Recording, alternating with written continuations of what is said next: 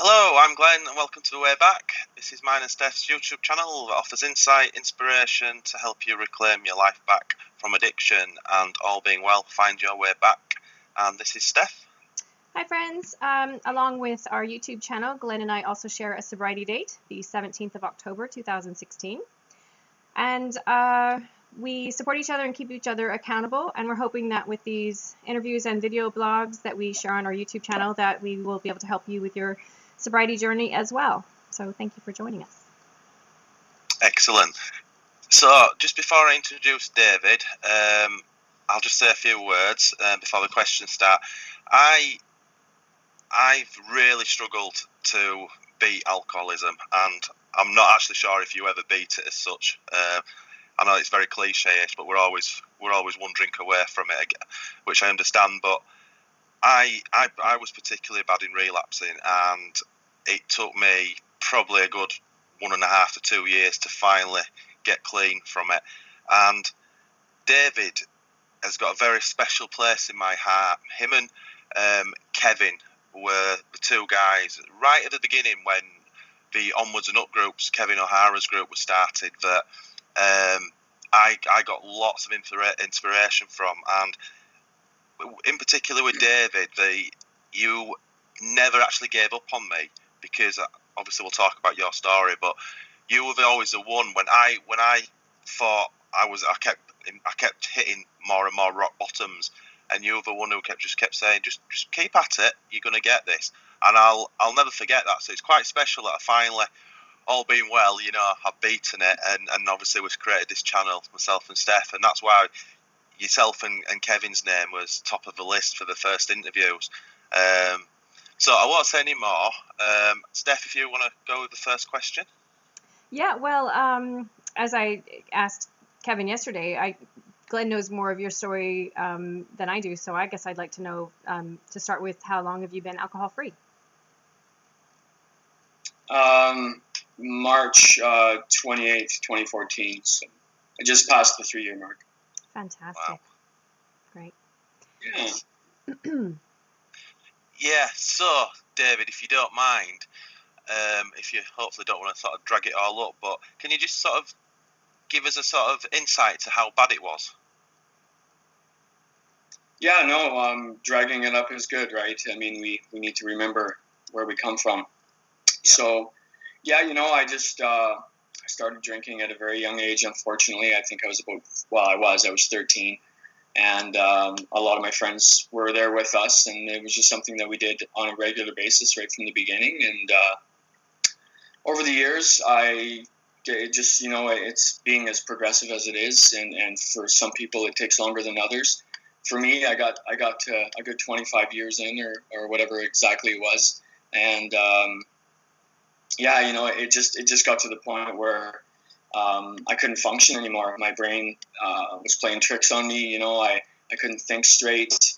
I remember thinking that it wasn't that bad, right? My relationships were falling apart. My finances were falling apart. Everything was crumbling around me, and I still had this thing inside me where I thought, it's going to be okay. It's actually not that bad.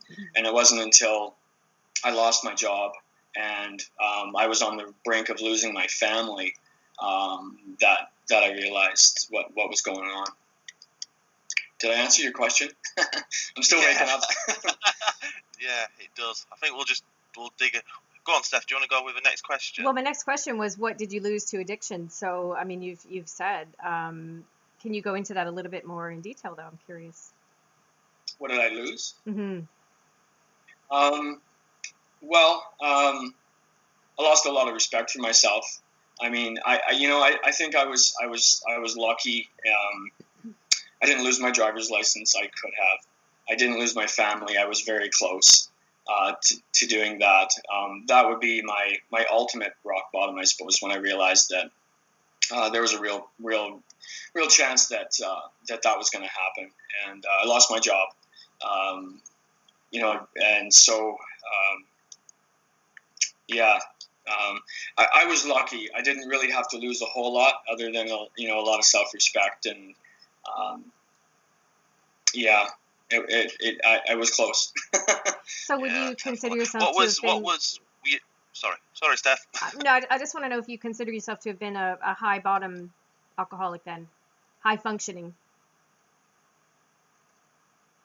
Yeah, if there's such a thing. I mean, again, I was high functioning for all my working, for 20 years of working, pretty much I was high functioning. It wasn't until the last couple of years where, it same with as you, Glenn. It took me a couple of years, basically, right? When I really, I mean, I used to joke around and say I was an alcoholic when I was 20 years old. I knew I was, but I could function, right? So I always really knew it. I think I knew it when I was a kid, actually, but it didn't really. When I truly had that moment of realization that, holy moly, I really am, and I really can't do this on my own. From that point, it was all of 2 years, if not longer, for me to actually get a handle on it, and it got bad. I mean, from that point to when I went to treatment, actually, is when I went to a residential treatment program, because I just felt like I needed to remove myself from everything else in my life so I could focus, and I needed people that really knew how to help me, right?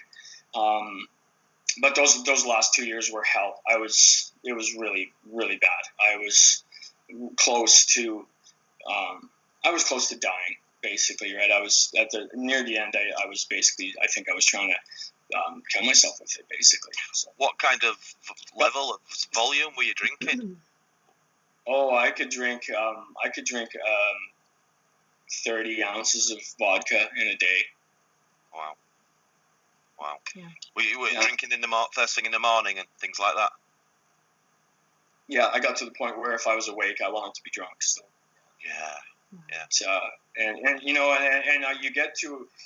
I got to a place where I just assumed I was going to die from it anyway, so I just kind of kept going, and my side hurt, my blood pressure was through the roof, I could tell.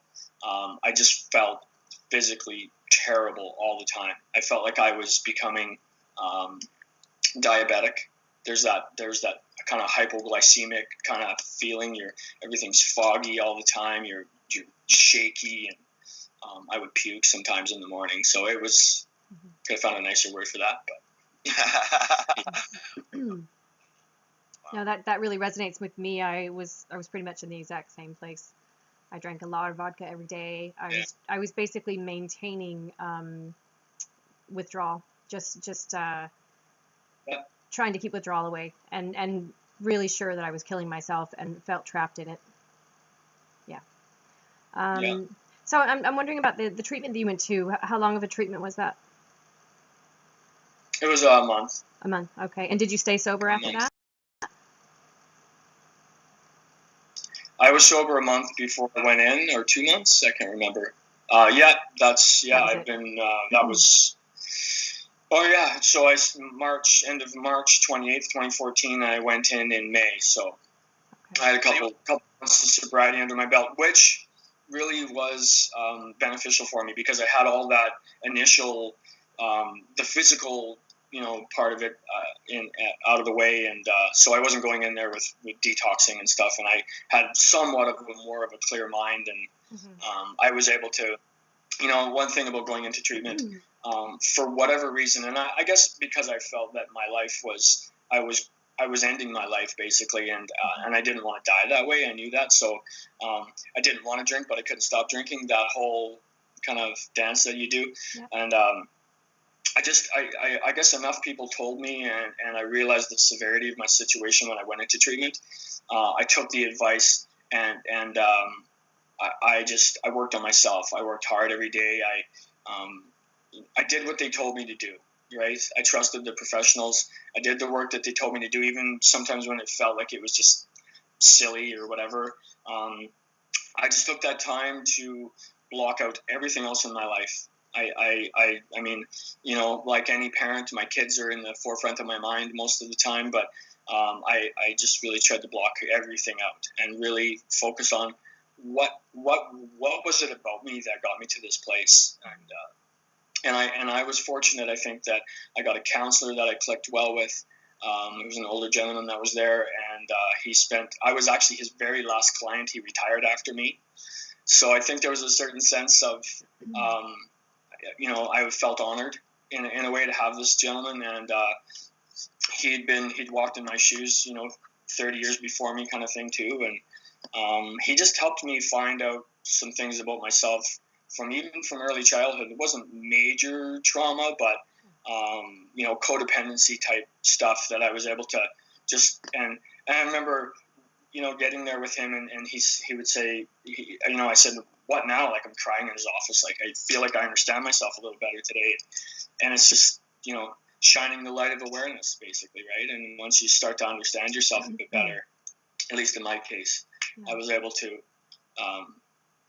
relax a bit more about myself and give myself a bit more of a break, right? We're always so hard on ourselves as alcoholics, and that's one thing that I've learned to do is just give myself a break. Like, you know what? I'm never going to be perfect, so. Yeah. Wow. That was a very long answer.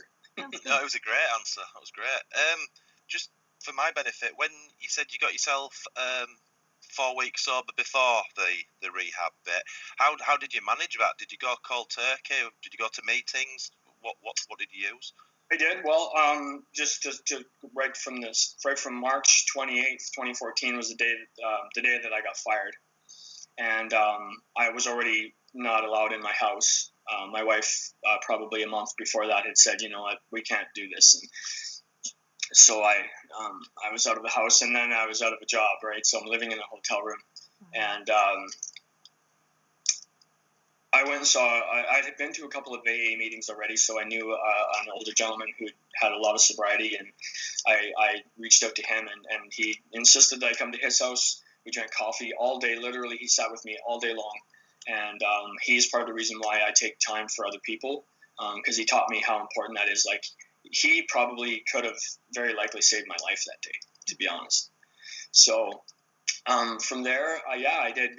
For the 2 months that I had to wait to go into Henwood, which is this facility I went to, I went to 3 AA meetings a day. Yeah.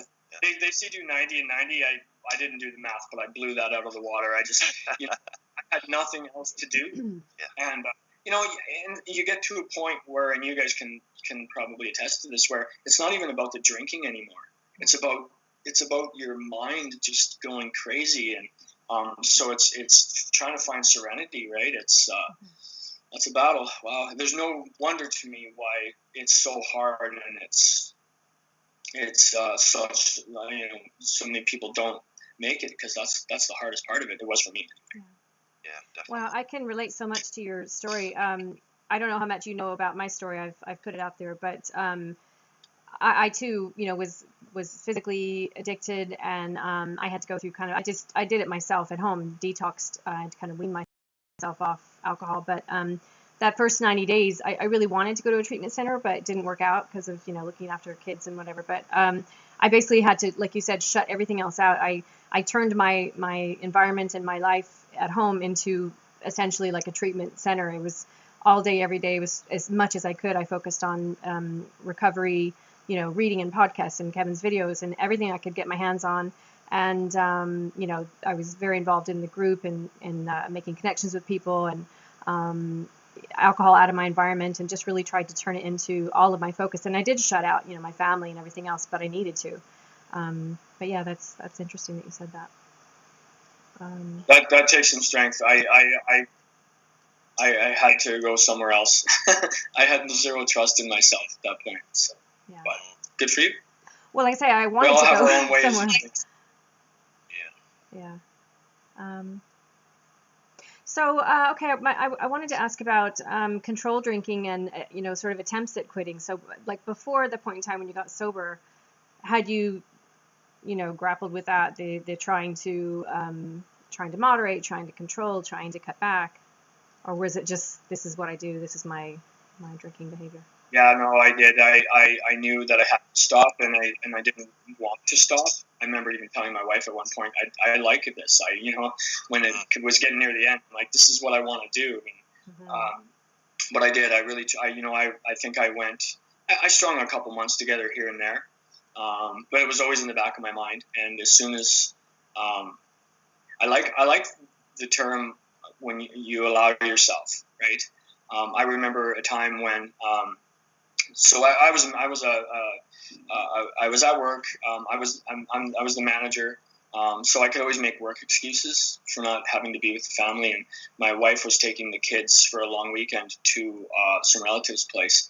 And it's amazing how the mind works. I immediately said that I couldn't because I had to work, which I didn't.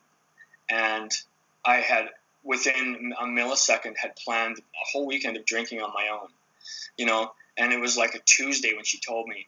And so I waited all week. And then Friday I went to the liquor store, and I think I bought enough liquor for a wedding, and just drank all weekend in my house. And I thought I was enjoying it, but I obviously wasn't. But so this was at the end then. So yeah, were you a big home drinker then, David? Yeah, I would go hide in the basement. Yeah, right where I am right now, actually. And the other thing I would do is, from a medical treatment, I don't have any saliva, so I always have a bottle of water, and I used to put straight vodka in these, and I would stand in front of my wife and my kids, or whoever, and drink straight vodka right in front of you, and you had no idea. I would just keep enough distance, because you can still smell vodka, but chew a bunch of gum, and if I kept enough distance from you, you have no idea I was actually getting smashed right in front of you, So, yeah. Wow. I have to just tell a quick story that reminds me, because I used to keep vodka in water bottles like that, and I remember once having them stashed in the garage, and I was taking my kids to swimming, and we were just heading out the door, and my oldest daughter saw the bottle there and grabbed it and opened it and I completely flipped out because I knew it was not water, and I basically smacked it out of her hand and and yelled at her and got mad at her, and it wasn't her fault, yeah. Sorry, So, you know what? Exactly. My wife even phoned me at work one day at 10 o'clock because I'd left one on my bedside table with a little bit in it. And I got a message from her about 10 o'clock in the morning. It was, I think my son was 3 at the time. She said, well, your son just had a nice drink of vodka, so thank you very much. And it's like, that'll sink your heart right there.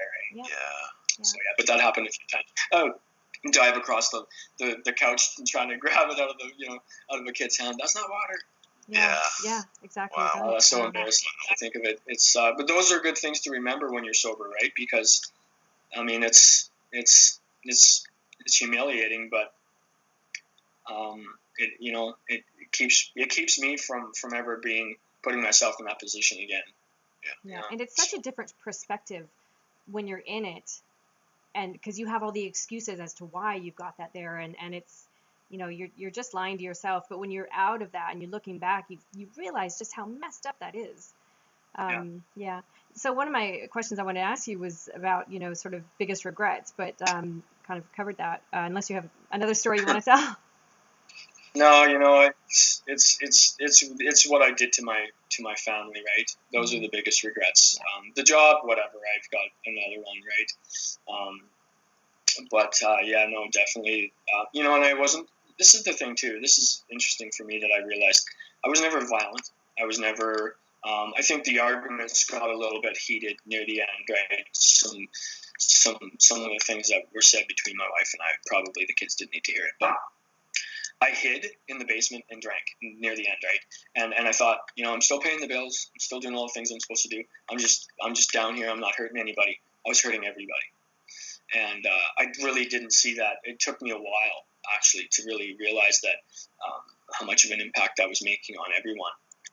And so yeah, biggest regret is dragging my loved ones through that. And there's the whole circle though too. It's not just my immediate family. It's they say you bring in about 7 people into your tornado, right? Yeah. And so my parents, my brother, my sister, my boss, my business partner, so yeah, I think relationships. I think we can all relate to that. But I was just thinking of Glenn. Now your story is just sort of resonating with me again, because I've talked to you, I've spoken to Steph about you before, David, and it's all coming, as you'll probably know, Steph, the similarities there are huge, aren't they, between myself and David? Yeah, that's what I was just going to say, is I'm thinking of you when he's talking about his family, because you used to say that You felt like because you were paying the bills and working and doing everything, you weren't affecting anyone. I'll let you go ahead. Yeah, no, that's it. And I think that's why, David, you had such an effect on me, because I think our stories were that similar. And you were because you were actually probably 6 months sober when I started talking to you on the groups. I'm guessing you'll have been thereabouts. So you'd kind of got through all the junk, as it were, and you were on the way up. And that's what I'm just saying. It was just you always gave me hope, even when I was in that deep, dark, horrible, dark place.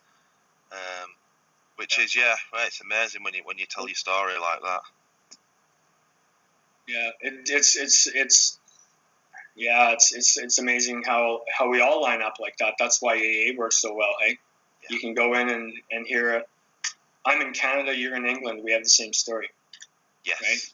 Yeah. And going to an AA meeting in a city, especially, I live in a small town here, but if I go to a city which is where I took all my whole bunch of my 2 months before Henwood, that's where I was in the city, and you sit next to a guy in a suit, sitting next to a guy in drag, homeless people. It's literally, right? I mean, it's just black, white, rich, poor, and then we all have the same story. Yeah. That, for me, that was very helpful. Because you really do. I think probably like a lot of disease, you feel like you're the only one, right? Yeah. Nobody understands you. So that's interesting. So I'd forgotten about the AA fighting thing. So I hope I'm not jumping too forward. I know you kind of started your own sort of help group up later on, didn't you? Did you carry on from rehab? Did you just carry on for years doing the AA initially? I carried on doing AA for probably my first year and a half of sobriety. Honestly, what initially made me stop going was anxiety. My anxiety was so bad I couldn't even get a haircut, and it was so bad. And so, just putting myself through that two nights a week just wasn't worth it. It was causing me so much anguish. And there was other parts of it too, being in a small community, personality conflicts. And one thing that I learned early in my fight was that, and I took this advice too, was you need to build your own recovery program. Yes. You need to get help from every angle that you can get, and don't be afraid to try all of it and take what you need. And I was talking to a lady at the government has the addictions mental health addictions sector, and the lady that runs that, who I know very well, we were just talking, regular kind of a counseling session one day, and she said, we can start our own. And I said, yeah, let's do it. So Friday at noon, her and I and anyone that goes through her office is invited. We actually have a lot of people from AA that come too, and it's very much like AA. We don't take out the big book, and we were careful not to step on their toes. But we've done it for over 2 years now. We haven't even named it properly. We can't find a name that we like, but people just come in and we give them some hope. Listen to them. That's really so you're doing that. Are you I doing like that to talk though, so for me. So is that once a week now you're doing that? Yeah, every Friday at lunchtime. And there's a part of it too, right? Is it's not in the evening. It's during the day. So it's better option for that option worked better for me, and it does for a lot of other people too. We have professionals that come during their lunch hour, and we all we'll eat our lunch and have a chat and go back to work, and nobody knows. It's very anonymous too, of course, right? So. I think that's what you just said there has just struck another chord with me, because how I've been all the way through my struggle was exactly what you just said. Take whatever works for you. We have too many people who are too opinionated on whether it be the AA or don't go to them. It's a club, it's a group, or do it this way, do it that way. It doesn't matter. You've just got to do what works for you. It's as simple as that, isn't it? It's just get all the preconceived ideas out of your head and just try the AA, try this, try that, whatever. And as you just said perfectly, just take whatever you need from each one. Yeah, To absolutely. get yourself That's sober. such a good point that you brought up, and I always try to bring this message whenever people ask about, how do you get sober, and I always say I can't tell you what to do. I can only tell you what worked for me, and that was, I feel like I had to put as much time, energy, and thought into sobriety as I did into drinking. And for me, when I was drinking at the end, when it was at my worst, I was thinking about drinking, like when I was going to drink, I was planning it, or I was thinking about how shitty I felt, or I was, thinking about trying to get sober and what I was going to do and how I was going to control and cut back. And it was always there.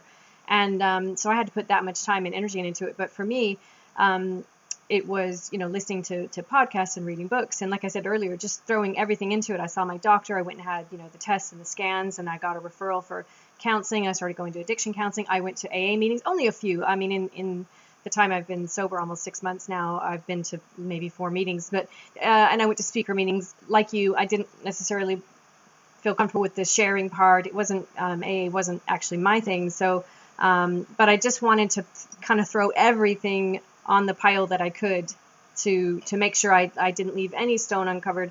And I wanted to put everything into it because, like you, I really felt like I was one foot in the ground. I was killing myself with alcohol, and I wanted to. I felt like, and Glenn and I have talked about this, I feel like this was my last chance. I don't think I have another getting sober in me. And I knew that at the time that I had to give it my all because I think it was my last chance. So.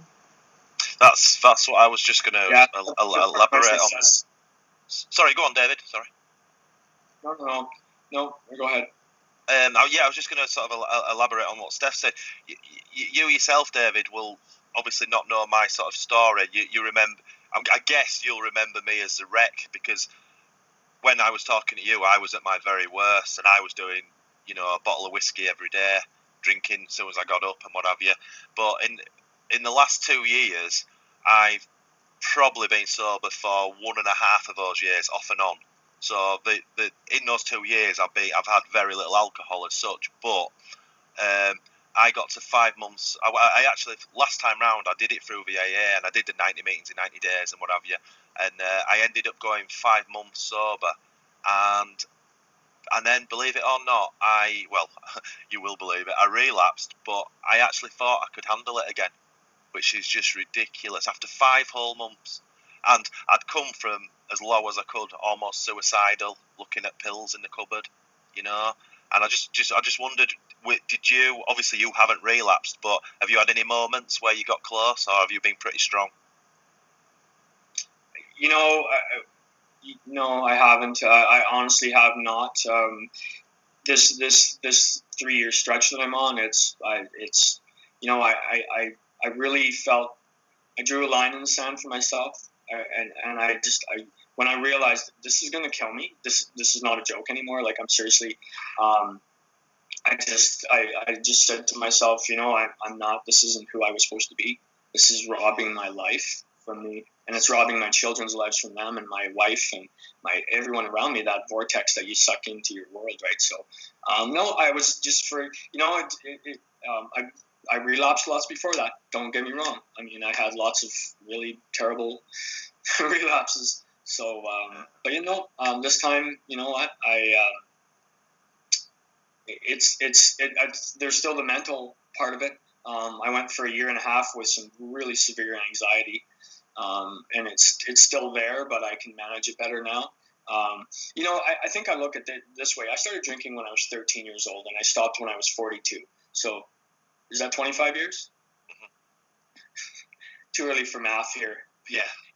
So, I drank all through my adolescence. I smoked pot and, experimented with other drugs too. But I didn't give my brain a chance to develop properly.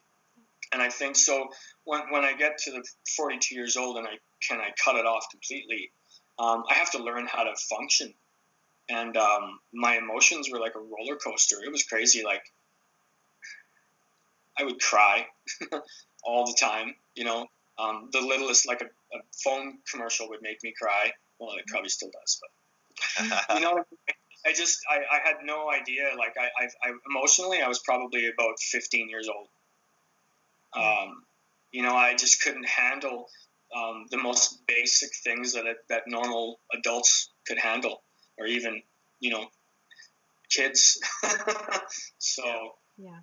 that for me was the biggest, the hardest part. I knew I didn't want to drink, but man, that's there. When in early sobriety this time, before I went to treatment, I was suicidal because I couldn't drink. I knew I did not want to drink, but I could not deal with what was going on inside my head, and I truly felt alone.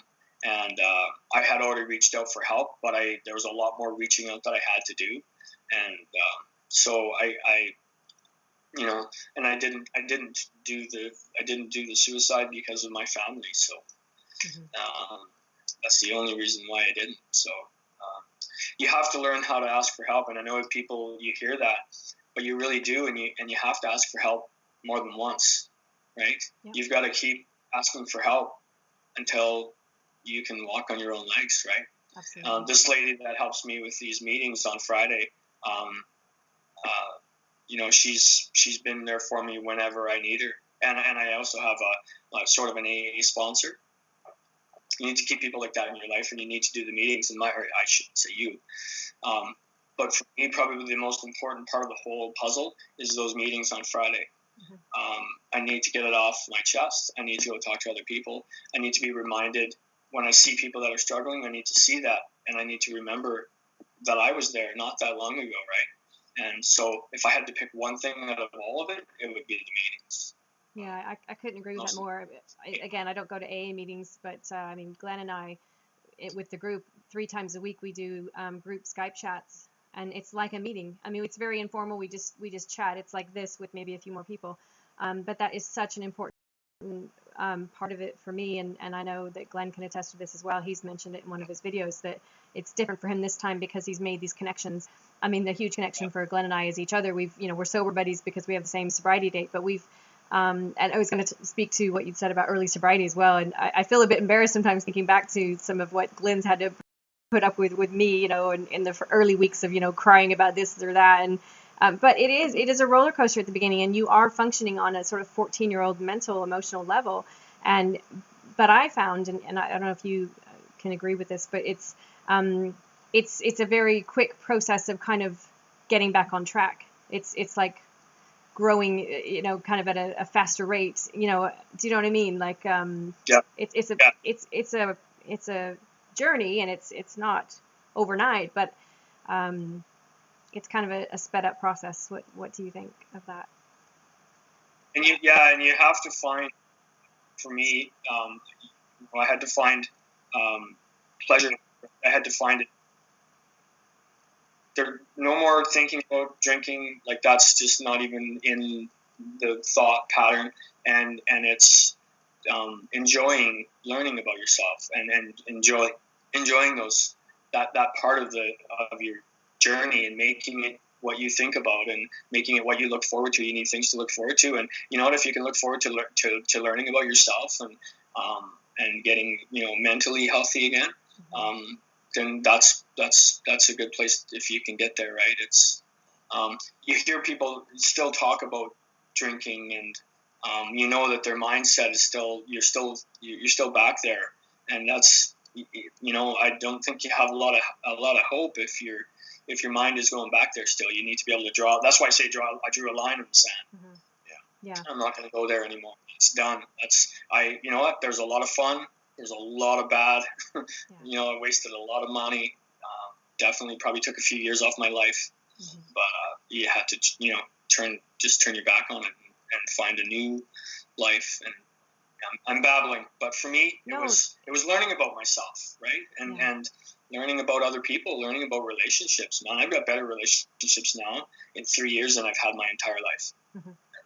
And I look forward to those relationships, and I look forward to making them better. And that's but kind of what I meant about I still get grumpy and. That's where I'm at now, David. With as I say, we're coming up for a week tomorrow. We'll be 6 months sober, but I never, yeah, definitely. That's awesome. Yeah, I wake we wake up every morning, and it's like you have this big smile on your face, don't you? Every morning, because no matter how long your sobriety goes, waking up sober every morning is just the best feeling in the world. Yep. But what I was going to say is that the way I got myself sober, I could honestly say I could drink right now. I don't look at alcohol as a poison or anything. I used to love drinking, even though it was killing me. But the penny drop moment for me was relapse after relapse. As soon as I drank, I kept ending up in exactly the same place after a couple of days, which was in this really dark place. And that was my eureka moment, as it were. It's like, Right. well, if you choose to drink, 2 or 3 days time, this is where you're going to be. And then finally, after many months or years, as I say, sorry for repeating myself, but that little penny drops, and it's like, well, I just don't need to pick that drink up anymore now, because it's just not worth it. And as soon as I had that, that's when I developed this freedom. And that's why, and I know this is a dangerous thing I'm going to say, but I'll kind of back it up. I actually know that I'm done with drinking. I know I won't relapse. Now, that's a dangerous thing to boast about. I understand I'm only one drink away from that. I understand that. But what I'm saying is, I'm that strong now. I'm the first, coming up for 6 months. That was about getting rid of the drink, which I've finally done. And now, as you say, I'm learning who I am. That's the stage I'm at right now, because I've got lots of other issues now I have to deal with. Many issues, but drinking's not one of them, and the rest are a lot smaller and a lot more manageable. So that's kind of my, I guess, my goal for the next 6 months, as it were. Getting rid of these little dodgy habits and feelings I have about other people, and worrying about what other people think of me, and moving my addiction onto something else, because that could be very easy for me. I'm wired. I understand now how I'm wired, and very early sobriety, I tried a little bit of pot to sort of ease it, and a lot of people do. I did that too, actually. But literally, David, I did like 3 days of it, and I became like Cheech and Chong. It was I 3 was days ready straight. to be on it forever. It was just like, and then it was just like, right, I cannot do this. And I've done that with, Sorry, go on, David. Food, sex. Yeah. Guilty. Sorry, just to go back though about because I think it's important to kind of make this point. Glenn was calling it like the penny dropped, and you said like draw a line in the sand or turn your back on it. I think that for everyone I've seen just so far in my journey, especially with the group onwards and upwards, but the people who get it, it's you have to put the work into it. There's a lot more to it than just drawing a line in the sand but that is crucial. That is that you have to reach that point where you're like, done. I am never going to fantasize or romanticize the idea of going back to drinking. Like, I know I can't do that anymore. It's just over. And Glenn, you can attest to this as well. The people in the group who finally get it, they're done. They've said that. I am done with alcohol. And it doesn't mean they aren't, like you said, one drink away from relapse if you don't stay on track and do the things you need to do. But it's that final decision, because I find the people who tend to sort of, they have the resolve and they want it and they want to be sober, but then they'll post something on the group like, well, but there's this happy hour coming up, or I've got this wedding next week. You have to know that, I can't do that. I can't drink anymore. I absolutely can't. I can't go there. So anyway, I just wanted to make that point. I think that's interesting. Yeah, you got to become really that's good. selfish. And when I talk about they have all their little sayings, but and a lot of them are good actually. But fake it till you make it. Yeah. Somebody told me that when I was in my early days, and before I went into treatment, and that one clicked with me, right? Because and now it's good advice. You it's tough, but and I'm not good with patience, and so but that one clicked, and I just there's so many days where I was just basically a zombie, but I was sober, right? And then eventually things start to kind of fit together, and again, I think for me it goes back to I did a long, steady 25 years of doing it, so it took my brain maybe longer than some to kind of You can't, level back up. yeah, you can't expect 25 years of drinking to be fixed in 6 months, can you?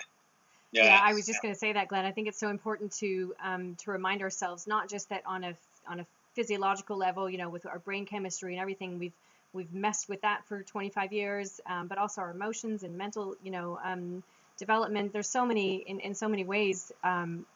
We have to remember that what we've done to our bodies and our minds in 25 years, that you can't just snap your fingers and be where you would have been or could have been. So we have to be gentle with ourselves on this journey. Yeah. But you got to be patient too, right? It's not going to fix itself quickly. Exactly. That's one thing that I think we learn, right, when we get sober is, oh man, this is going to be really hard. Yeah. Like really, really, really hard.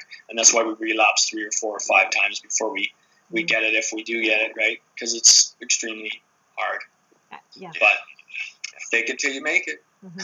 Yeah. You know, easier said than done, but it's good advice, I think. Yeah. No, definitely. Yeah. It's wanting it, isn't it? That's the key. As long as you really want to quit, you have a desire. I do believe you will get there. But you must have that desire to. Have you got any more questions, Steph? Well, I guess my last question that I'm really curious about, because you have this, you know, what did you say, 2.5 years? 3 sober? 3 years. 3 years sober. Yeah, just how much has your life changed in that 3 years? Yeah, no, a lot. Like, you know, I think we kind of touched on it earlier. My relationships are better, and I'm happier. You know, I can. One thing that I always admired about my wife when we first met was that she could take and enjoy the simplest things in life and get so much joy out of them. And she, you know, she's a gardener and she likes to make teddy bears, and she'll, you know, crafting with the kids and stuff. And so I can do that now too. I don't make teddy bears, but you know, I'm a guitar player, and I let that go for years, and I've got a collection of lots of them that I never touched, and so now I'm back to doing that all the time, and my kids are getting involved in that, so I'm just living life again. You know what? I can go outside. I'm going to actually after this, and I'm going to enjoy the sun coming up in northern Alberta, and it's cool out, but I'm gonna your senses are alive again, right? And, it took some time, but just enjoying the simple things in life. And finding your creativity, like you said. Yeah. Definitely. And I eat lots. But like Glenn said too, right? It's Wow. Kind of switching it for another thing, but that's where I'm at the moment, unfortunately. But that's a whole other interview podcast that we can talk about. It's a lot more easy to deal with than the drink, so that's it's nowhere near as bad. We just overindulge sometimes, right? But it's not anywhere near the same thing. But. It's the thinking, isn't it? It's how the head works. And that's what I'm learning now. And I must admit, I'm very slow on the pickup. I really am. I do it the hard way every time. But you know, exactly.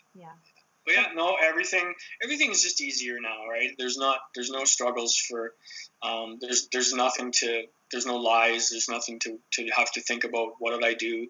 Just all of that stuff. It's just able to just be me, and accept myself, and just try to enjoy my life. So that's fantastic. Much better. You got anything else, Steph? No, thank you so much. And we could go on and on. I do actually have like 10 other questions, but I think we can wrap it up now. But I'm just conscious of time. Yeah, thank you so much. 45 minutes, and that's long enough. But that was absolutely fantastic, David. Much appreciated. Steph, do you want to end the video? Yep, just thank you again, David, for joining us, and I hope that we can do this again, because as I said, I think that there are at least a dozen other things that we could go into in different directions and talk for ages. But for today, that was wonderful. Thank you so much. Awesome. Thank you, guys. All right.